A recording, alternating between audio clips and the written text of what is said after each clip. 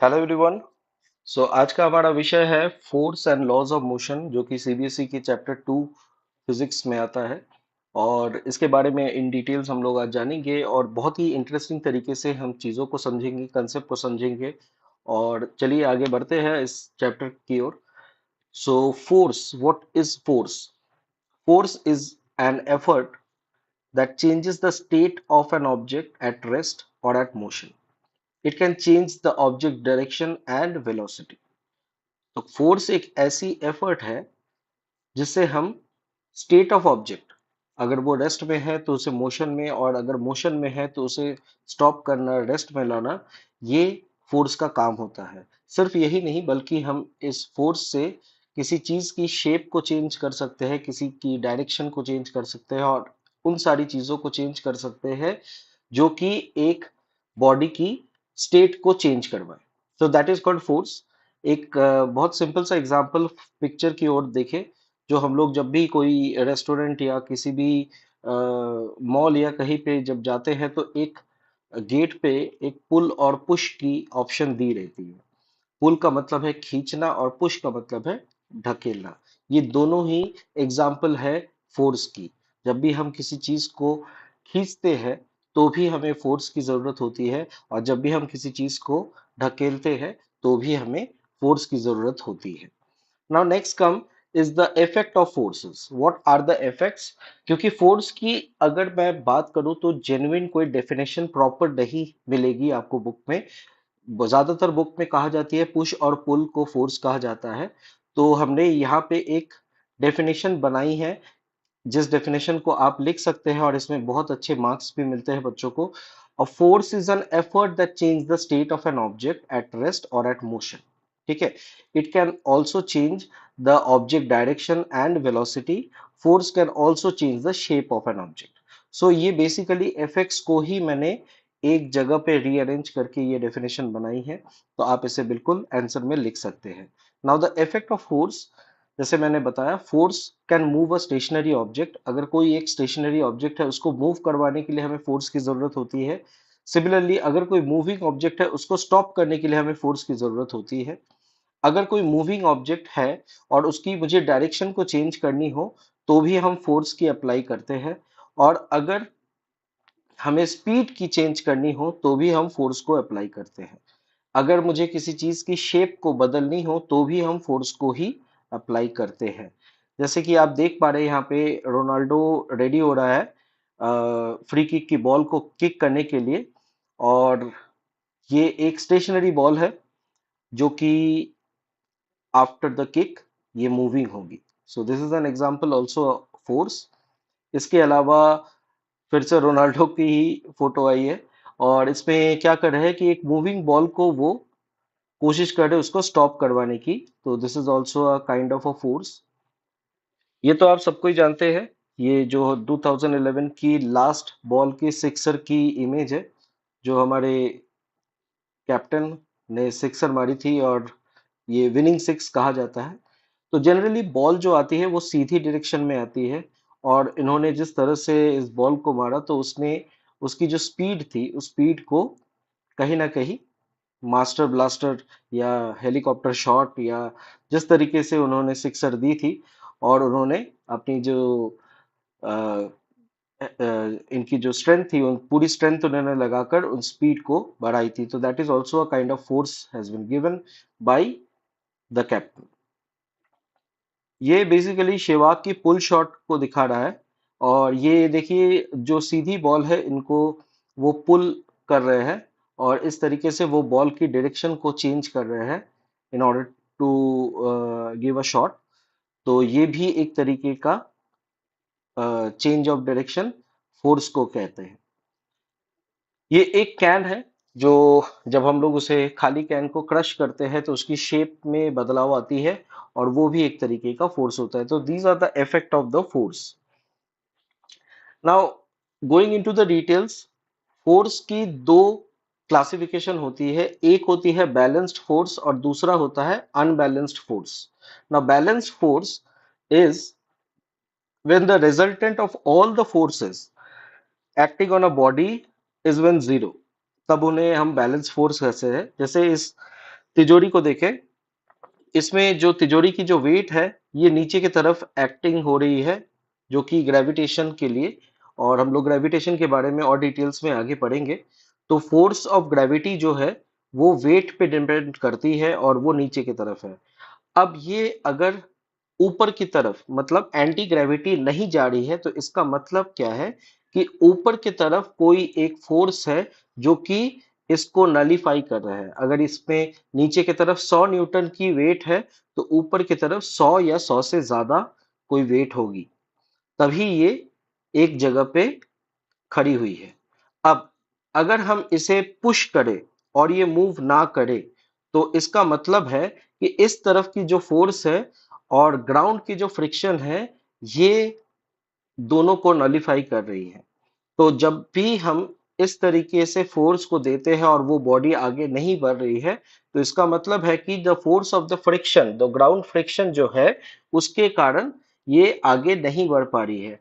तो फिर अगर हम टोटलिटी में देखें तो ऊपर की फोर्स को नलिफाई नीचे की फोर्स कर रही है with the equal magnitude but in opposite direction. Similarly, when we are pushing something and the same force, if it is acting with the equal magnitude but in opposite direction, arrow को देखें तो आप समझ जाएंगे direction को बता रहे हैं, तो फिर ये बॉडी एक जगह से दूसरी जगह मूव नहीं करेगी। और ये एक एग्जाम्पल है बैलेंस्ड फोर्स की। रही बात अनबैलेंस्ड फोर्स की, जिसमें similarly resultant of all force acting is not when zero. अब इस टॉय कार की अगर हम बात करें तो फोर्स ऑफ ग्रेविटी जो कि हर ऑब्जेक्ट में लगती है तो इसको तो नलिफाई ये कर रहा है, लेकिन ये जो फोर्स ऑफ पुश है, अगर मैं इस पुश को और थोड़ा ज्यादा बढ़ा दूं जो कि इससे ज्यादा हो जाए मतलब ग्राउंड फ्रिक्शन से ज्यादा हो जाए तो ये बॉडी आगे की तरफ मूव करेंगी। ठीक है। अब इसको थोड़ा सा अच्छे से मतलब मैथमेटिकली थोड़ा समझ लेते हैं कि अगर बैलेंस फोर्स हो तो बेसिकली यही चीज यहाँ पे लिखा हुआ है कि अगर ये फोर्स F1 है तो इसकी equal force that is F1 लेकिन माइनस में, क्योंकि अगर हमने नीचे की फोर्स को पॉजिटिव लिया है और हमने मोशन चैप्टर में ये चीज को और भी डिटेल्स में पढ़ी होंगी और आप जानते होंगे कि ये चीज क्यों होती है कि जब भी हम डायरेक्शन को चेंज करते हैं तो फिर वो माइनस में मैथमेटिकली दिखाया जाता है। तो मैग्नीट्यूड सेम है इसीलिए F1 force and F1 force, लेकिन डायरेक्शन चेंज है इसीलिए माइनस और ये प्लस में है। तो ये दोनों एक दूसरे को नलिफाई कर रहे हैं, इस वजह से ये body move up and down मतलब वर्टिकली मूवमेंट नहीं कर रही है। सिमिलरली अगर हम इस फोर्स की देखें तो force of push that is F2 is equal in magnitude but opposite in direction क्योंकि माइनस है, और ये दोनों एक दूसरे को नलिफाई कर रहे हैं, इसीलिए ये जो बॉडी है ये हॉराइजॉन्टली भी मूव नहीं कर रही है। ठीक है। अब आते हैं अनबैलेंस्ड फोर्स की तरफ। अनबैलेंस्ड फोर्स क्या है? इसी कार को देखें कि इसकी F1 जो ग्रेविटी फोर्स है उसके साथ इक्वल एंड ऑपोजिट है तो ये तो नलिफाई कर रही है, इसीलिए गाड़ी आसमान की तरफ या ऊपर की तरफ या वर्टिकली अप एंड डाउन तो नहीं कर रही है। लेकिन अगर ये पुश की वेलोसिटी मतलब F3 अगर F2 से ज्यादा हो जाए तो फिर ये आगे मूव करेंगी। तो this is called an unbalanced force. अब ये आइजैक न्यूटन है जिन्होंने लॉज ऑफ मोशन लाई, और आइजैक न्यूटन ने 3 लॉ बनाए जो मोशन किसी भी बॉडी की डिस्क्राइब करते हैं और उनको हम न्यूटन लॉज ऑफ मोशन कहते हैं। ये लॉज एक रिलेशनशिप बनाते हैं ताकि फोर्स अप्लाई और उनकी जो मोशन है, उनकी जो स्टेट ऑफ मोशन है, उन दोनों में एक रिलेशन बनाती है। आगे हम लोग और डिटेल्स में इनको देखेंगे, बट हम लोग डिटेल्स में देखने से पहले एक अच्छी सी चीज को समझ ले। ये Newton first law, second law, third law अगर बारीक से देखें तो ये एक जैसी ही है, लेकिन हम लोग अगर इन्हें डिटेल्स में देखें तो समझ पाएंगे कि इनकी डिफरेंसेस क्या क्या होती है। ठीक है। तो चलिए आगे बढ़ते हैं न्यूटन की फर्स्ट लॉ की तरफ। तो Newton's first law of motion ये कह रहा है कि an object will stay at rest or keep moving in a straight line at a constant speed unless a force act on it। Newton की first law ये कह रहा है कि अगर कोई ऑब्जेक्ट रेस्ट में है तो वो हमेशा रेस्ट में रहेगी, और अगर कोई ऑब्जेक्ट मूव कर रही है तो वो हमेशा मूव करेगी जब तक उसमें कोई एक्सटर्नल फोर्स एक्ट ना हो। ठीक है। सिंपल भाषा में अगर बोले, जैसे ये फुटबॉल है, ये फुटबॉल अगर रेस्ट में है तो वो हमेशा रेस्ट में रहेगी, और अगर कोई मूविंग फुटबॉल है और उसको अगर मुझे स्टॉप ना करूं तो ये हमेशा मूव करती रहेंगी। ठीक है। तो ये न्यूटन फर्स्ट लॉ ये कह रहा है। एग्जाम्पल वही फुटबॉल का लेते हैं। अगर ये फुटबॉल रुकी हुई है किसी ग्राउंड पे तो ये हमेशा रुकी रहेंगी, और अगर मुझे इसको मूव करना है, किक करना है और इसको मूवमेंट लानी है तो एक किसी प्लेयर को इसको किक करना होगा। जैसे उसे वो किक करते हैं ये बॉल आगे मूव करती है। तो ये जो किक था ये एक्सटर्नल फोर्स था। कभी कभार आप देखेंगे ऐसे ही बॉल पड़े हुए हैं और सडनली वो मूव करने लगे तो हवा की झोंके से भी वो मूव करते हैं, तो वो हवा का झोंका जो है वो है एक्सटर्नल फोर्स। ठीक है। नेक्स्ट एग्जांपल, जैसे a car is parking on a flat road and suddenly when you push the gas pedal, जब आप एक्सेलरेशन को दबाते हैं इंजन स्टार्ट होती है और गाड़ी आगे मूव करती है। ठीक है। सडनली आपको लगा कि अब मुझे गाड़ी बंद करनी है और आपने एक्सेलरेशन और इंजन को स्टॉप कर दिया। ये गाड़ी धीरे धीरे धीरे धीरे स्लो डाउन होगी और एक टाइम पे जाके वो रुक जाएंगी due to the road friction. तो ये एक एग्जांपल है। ये जो मैंने गाड़ी स्टार्ट की तो वो था एक्सटर्नल फोर्स जिसके कारण रेस्ट वाली बॉडी आगे मूव की, और जब मैंने फोर्स को हटा दिया तो external force that is friction के कारण वो धीरे धीरे धीरे धीरे स्टॉप हो गई। ठीक है। So this is the example of Newton's first law. अब न्यूटन फर्स्ट लॉ की एक बहुत एक इंपॉर्टेंट प्रॉपर्टी भी है और उसे कहा जाता है इनर्शिया। इनर्शिया एक तरीके की प्रॉपर्टी है। Inertia is a property of a body due to which it resist a change in the state of rest or of motion. Inertia एक वो प्रॉपर्टी है जो किसी बॉडी को रेस्ट से मोशन में या मोशन से रेस्ट में लाने के लिए रेसिस्ट करती है। तो अगर मैं इसको बहुत आसान भाषा में समझूं तो ये जो न्यूटन फर्स्ट लॉ है ये कह जो रहा है, ये कह रहा है कि कोई भी बॉडी अगर रेस्ट में है तो उसे रेस्ट में रहने दो, और अगर कोई मोशन में है तो उसे मोशन में रहने दो। लेकिन हम लोग जब उनको चेंज करने की कोशिश करते हैं तो वो बॉडी भी रेजिस्ट करता है, नहीं भाई मैं रेस्ट में रहूंगा। तो रेस्ट में रहने के लिए उनको जो प्रॉपर्टी की जरूरत है that property is called the inertia, जो आपको रेस्ट से मोशन या मोशन से रेस्ट में जाने की एक रेजिस्टेंस कर रहा है, एक रोक रहा है। ठीक है। तो ये है इनर्शिया। अब इनर्शिया किस पे डिपेंड करता है? मेनली इनर्शिया अगर मैं किसी ऑब्जेक्ट की बात करूं तो उस ऑब्जेक्ट की मास पे डिपेंड करता है, क्योंकि मास कांस्टेंट होता है। तो inertia of a body depends on mass.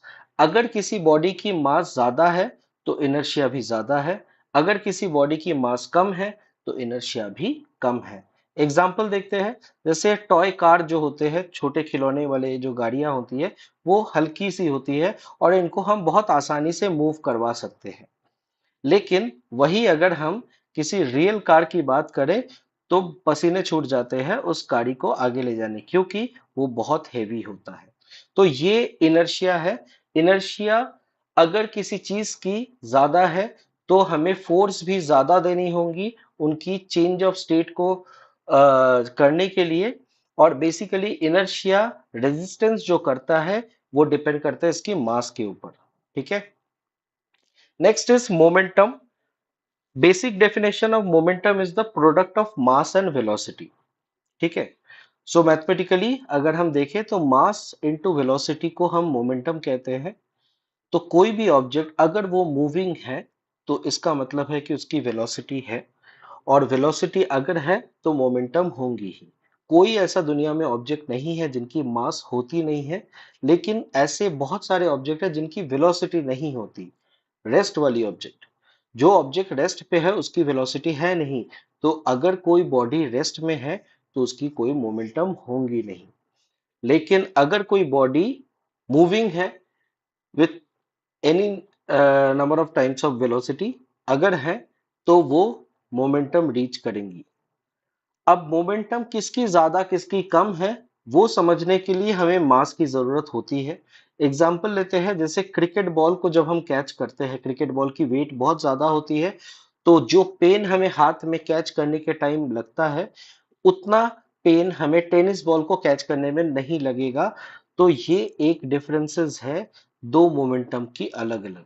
Similarly एक और एग्जांपल, जैसे अगर कोई बॉडी है जिनकी मान लीजिए कि वेलोसिटी सेम है, एक ट्रेन है और एक साइकिल है, तो ट्रेन से अगर हम टकराते हैं विद द सेम वेलोसिटी और साइकिल से अगर हम टकराते हैं विद द सेम वेलोसिटी, तो इफेक्ट सबसे ज्यादा ट्रेन से होंगी क्योंकि ट्रेन की मास ज्यादा है साइकिल के तुलना में। ठीक है। इनकी एसआई यूनिट को अगर हम देखें तो मास की है केजी और वेलोसिटी है मीटर पर सेकंड, तो दोनों मिलाकर मोमेंटम की जो एसआई यूनिट होती है वो केजी मीटर पर सेकंड होती है। ठीक है। अब आते हैं न्यूटन सेकंड लॉ की तरफ। नाउ न्यूटन सेकंड लॉ ये एक रिलेशनशिप बनाते हैं मोमेंटम और फोर्स जो हम अप्लाई कर रहे हैं उसकी तरफ। तो rate of change of momentum is directly proportional to the applied force and takes place in the direction in which the force acts on it. तो rate of change of momentum, ये जो चार वर्ड है इसको अगर आप समझ गए तो ये पूरा ही समझ जाएंगे। रेट हम तब लगाते हैं जब इसे हम पर यूनिट टाइम पे डिनोट करते हैं। चेंज ऑफ मोमेंटम मतलब एक मोमेंटम से दूसरी मोमेंटम, तो मतलब the difference between the momentum. तो ये जो चेंज ऑफ मोमेंटम है ये basically change in the initial and the final velocity. तो difference between the final and the initial velocity and mass is called the change in momentum. और rate का मतलब है mass into velocity initial, sorry, mass into velocity final minus mass into velocity initial by time is called the rate of change of momentum. ये किस पे dependent है, ये किस पे प्रोपोर्शनल है, ये फोर्स पे प्रोपोर्शनल है और उसी तरफ जाएगी जिस तरफ फोर्स उसे एक्ट करवा रही है। हम आगे जब एप्लीकेशन देखेंगे उसको और डिटेल्स में समझ पाएंगे। अब इसको थोड़ा सा सिस्टमेटाइज तरीके से समझते हैं। अगर मान लीजिए दो बॉडी है, कोई हेवी है कोई लाइट है, लेकिन इन दोनों की जो फोर्स है वो एक बराबर है, तो जो लाइट बॉडी है वो ज्यादा वेलोसिटी लेगी और जो हेवी बॉडी है वो कम वेलोसिटी लेगी क्योंकि दोनों की फोर्स सेम है। तो मोमेंटम दोनों बॉडी की सेम रहती है, लेकिन वेलोसिटी की तरफ अगर हम देखें तो जो लाइटर बॉडी है उसकी वेलोसिटी ज्यादा होती है। ठीक है।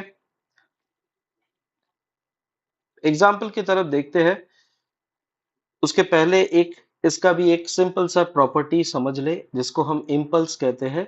ये बेसिकली इसी सेकेंड लॉ से ही आती है और इसको हम कहते हैं इम्पल्स कंसेप्ट, जो जिसमें फोर्स और टाइम की एक रिलेशन होती है।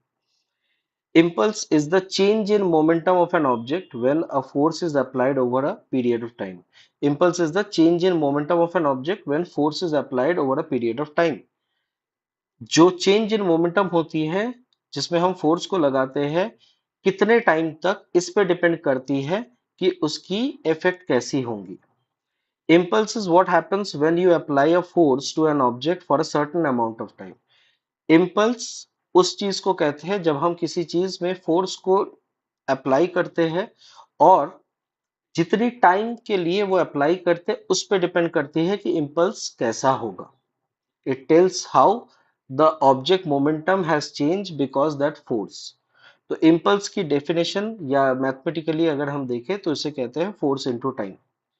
एग्जाम्पल ऑफ इम्पल्स, जैसे हम लोग अपने क्रिकेट में देखा होगा कि जो फील्डर होते हैं वो कैच जब लेते हैं तो वो अपनी बाजुओं को बॉल की जो डायरेक्शन है उसी डायरेक्शन में उसको टू एंड फ्रो मूवमेंट करती है जब वो कैच लेते हैं। तो ये जो टू एंड फ्रो मूवमेंट करवाती है जो कैच लेने के time, that movement is basically called the impulse, क्योंकि आप फोर्स को उतने टाइम दे रहे हैं जितना टाइम आपको देना चाहिए। इससे क्या होगा कि आपके हाथों में जो पेन होनी चाहिए वो पेन नहीं होगी, मतलब जो इफेक्ट है उस बॉल की, उस मोमेंटम को आप स्लो करने में जो टाइम दे रहे हैं, इसके कारण based on that particular impulse आपकी जो इफेक्ट है वो कम होती जा रही है। अब वाई इम्पल्स इज इम्पोर्टेंट, ये बहुत टाइम हमारे जो रीजनिंग टाइप के क्वेश्चंस होते हैं इसमें पूछते हैं, इसीलिए मैंने इसमें ऐड किया है। Impulse helps us understand how the object behave when the force are applied over time. It tells how much the object motion will change. आप जितनी देर उसको टाइम दे रहे हैं, फोर्स दे रहे हैं, उतनी आप उस चीज को चेंज कर सकते हैं। आप अगर कम टाइम दे रहे हैं तो कम चेंजेस होंगी। How forces and time interval affect the motion of object. जैसे यहाँ पे आप ट्रैम्पोलिन को देख रहे हैं, इसमें बच्चे कूदते हैं और ये स्प्रिंग जैसी होती है। तो ये ट्रैम्पोलिन ऐसी है कि जितनी आप प्रेशर से इस पे कूदते हैं उतनी ही प्रेशर से आप ऊपर की तरफ बढ़ेंगे, और जितना स्लो आप इसमें पुश करेंगे उतना स्लो आप ऊपर जाएंगे। तो this is basic example why the impulse is required. Example समझते हैं न्यूटन सेकेंड लॉ की। जैसे किकिंग अ सॉकर बॉल, मान लीजिए कि आपने एक सॉकर बॉल को लात मारी, किक किया, और जैसे आपने उस बॉल को हिट की, it applies a force over a shorter period of time, that is the duration of the kick. The harder you kick, that is, the more force you have given, and longer foot stays in contact with the ball, the greater change in the ball's velocity. This change of velocity is called impulse. ये जो आप कभी भी football को जब kick करते हैं और उसमें जब आप लात मारते हैं, तो लात मारने में जितना फोर्स आप दे रहे हैं और जितना टाइम तक आप उस फोर्स को दे रहे हैं उस पर डिपेंड करता है कि आपकी जो चेंज होने वाली है, जो इम्पल्सिव चेंज होने वाली है, वो कैसी होंगी। सिमिलरली एक और एग्जांपल, जैसे मान लीजिए कि कैरेटे में आपने देखा होगा, जूडो कैरेटे में वो पत्थर तोड़ने वाली एक एक्सरसाइज होती है। तो काफी सारे पत्थर या बर्फ के कुछ स्लैब्स होते हैं जिनको एक ही झटके में लोग तोड़ते हैं। तो आपको लगता होगा इतनी सारी चीजों को वो कैसे तोड़ते हैं। तो scientifically the same principle occurs. आप कोई भी अगर प्रैक्टिस करें तो वो चीज को कर सकते हैं। आपको करना होता है कि वो जो फ्रैक्शन ऑफ सेकंड के लिए आप जो फोर्स देते हैं, that force is the maximum one, and it equally distributed among all the slabs. जब आप किसी एक स्लैब को देते हैं, वही सारे स्लैब को डिनोट, मतलब सारे स्लैब में वो इक्वली डिस्ट्रीब्यूट हो जाती है, जिसके कारण वो सारे स्लैब टूट जाते हैं। और बाहर से देखकर आपको ऐसा ही लगता है कि आपके पावर इतनी ज्यादा है कि आपने सारे स्लैब तोड़ दिए, लेकिन ये एक बार में आप नहीं कर पाएंगे। And please don't do it at home. आप इसे कोशिश करना किसी ट्रेनर के सामने, या विद द गुड प्रैक्टिस आप इसे कर पाएंगे। चलिए नेक्स्ट एग्जांपल की तरफ। जब हम लोग कोई बॉल को कैच करते हैं, जैसे यहाँ पे बेस बॉल को कैच किया जा रहा है विद द ग्लव्स, तो ये जो ग्लव्स है ये इसको स्टॉप करवाती है, और ये बेसिकली जो टाइम ले रही है इसको स्टॉप कराने के लिए, यही है इम्पल्स। और जब भी आप इसको स्टॉप करवाते हैं धीरे धीरे पीछे की तरफ लेकर, तभी ये ग्लव्स इम्पल्स क्रिएट करता है, जिसके कारण आपको पेन कम होती है। ठीक है। सो when you catch a baseball with your gloves applies a force to the ball over a time it takes to stop the ball. The impulse is what slows down the ball to a stop. If you catch it gently, applying the force over a longer period, it feels less pain because the force is spread over the time. So this is the basic definition or example of impulse. अब आते हैं Newton third law की तरफ।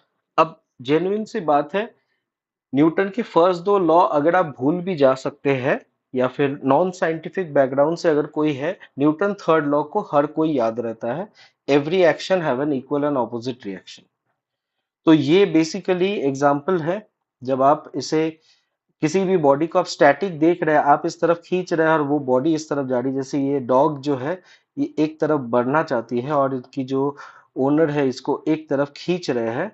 तो example के तौर पे this is called the action force, और ये है रिएक्शन फोर्स, जो कि इक्वल एंड ऑपोजिट है। इस वजह से ये बॉडी ना आगे बढ़ रही है ना पीछे मूव कर रही है। सिमिलर एग्जाम्पल, जब हम लोग टग ऑफ वॉर खेलते हैं और एक ऐसा पॉइंट आता है कि जो बीच का जो रोप है वो ना राइट में बढ़ रही है ना लेफ्ट में बढ़ रही है, the same example happens here, क्योंकि एक्शन और रिएक्शन फोर्स सेम है। एग्जाम्पल, जब हम लोग दीवार को ढकेलते हैं, हालांकि दीवार हमें ढकेलता तो नहीं है लेकिन वो फोर्स इक्वल ही देता है, जिसके कारण हम दीवार को तोड़ नहीं पाते। Imagine you are standing in front of a wall and you push against it with your hand. So action is that you your hand pushes the wall, and reaction, the wall pushes back against your hand with the same amount of force। आप जितना force दे रहे हैं उतना ही force ये wall आपको दे रहा है, जिसकी वजह से आपकी ये वॉल पीछे हट नहीं रही। एग्जाम्पल 2, ये जनरली बहुत टाइम क्वेश्चन आते भी है, रॉकेट लॉन्च। जब भी रॉकेट लॉन्च होता है तो ये जो नीचे की तरफ गैस रिलीज करते हैं, तो it pushes the gas out from its engine. ये जैसे इंजन की तरफ से ये गैस को रिलीज करते हैं, तो ये नीचे गैस भी इसको ऊपर की तरफ ढकेलते हैं। तो एक्शन होता है कि इंजन की तरफ से गैस निकलना, और रिएक्शन होता है गैस के लिए वो ऊपर की तरफ बढ़ना। और इसी रॉकेट लॉन्च से ही रॉकेट स्पेस में चलते हैं। अब लास्ट टॉपिक हमारे इस वीडियो का, और वो है conservation of momentum. Conservation of momentum, it is basically a principle in physics that says that the total momentum of a group of objects stays the same unless something from outside act on it। अब something from outside मतलब कोई external force। अगर कोई external force act नहीं हो रहा है तो जो टोटल मोमेंटम है that will remain the same. In simple terms, no outside if no outside force or pull or push happens, the momentum before and after the event stays constant. Example के तौर पे और details में समझेंगे conservation of momentum को या conservation of linear momentum को।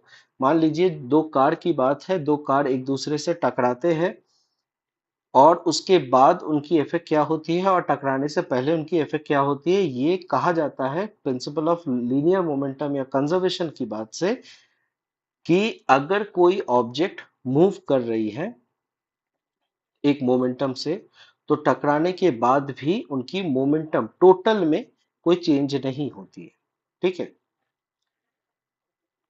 Example एक और, जैसे मार्बल, आपने देखा होगा कंचे के बारे में देखा होगा कि कुछ कंचे जमीन पे पड़े हुए हैं और आपने एक कंचे को फोर्स थोड़ा सा दिया, इस कंचे ने जाकर किसी दूसरे कंचे को टक्कर दी, और इसके कारण क्या हुआ, इसने भी कुछ फोर्स इनको दिया जिसके कारण ये कंचा रुक गया, और बाकी जिस कंचे को फोर्स दिया गया वो जाके किसी दूसरे कंचे को टक्कर दिया, और इसी के कारण ये कंचों की मूवमेंट हो रही है। This is the basic example of the conservation of linear momentum.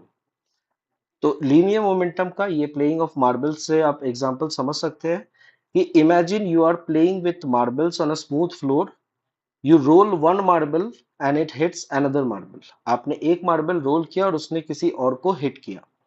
तो बिफोर कोलिशन क्या हुआ कि first marble is moving, so moving अगर बॉडी है तो मोमेंटम है।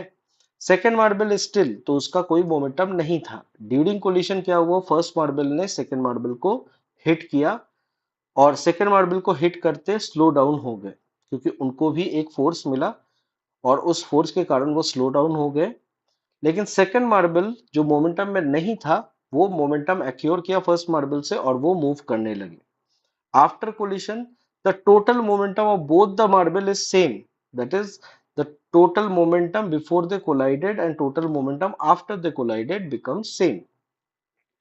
So this is the example of Newton's second law, Newton's third law की linear momentum की बात। इससे हमारी वीडियो एंड होती है। हम लोग आगे और भी इनके क्वेश्चंस को भी डिटेल्स में समझेंगे, और आपकी अगर कोई भी डाउट हो तो प्लीज अपने डाउट को कमेंट आउट करें, और मैं बिल्कुल कोशिश करूंगा अगली जो भी टॉपिक होगी उनके साथ साथ मैं आपकी कमेंट में जो भी आपके डाउट होंगे उनको मैं क्लियर कर सकूं। सो प्लीज अगर आपको ये वीडियो अच्छा लगे तो please like and subscribe and bell icon को बिल्कुल दबाइए, और अपने जो भी फीडबैक है हमारे फेसबुक पेज में जो कि डिस्क्रिप्शन में बिल्कुल दिए हुए हैं। और अगर आप मुझसे कांटेक्ट करना चाहते हैं, अगर आपकी डाउट को क्लियर करना चाहते हैं, तो प्लीज फेसबुक में मैसेज किया करें और आपके हर वो डाउट को हम लोग बिल्कुल क्लियर करेंगे। Thank you so much for watching. Thank you.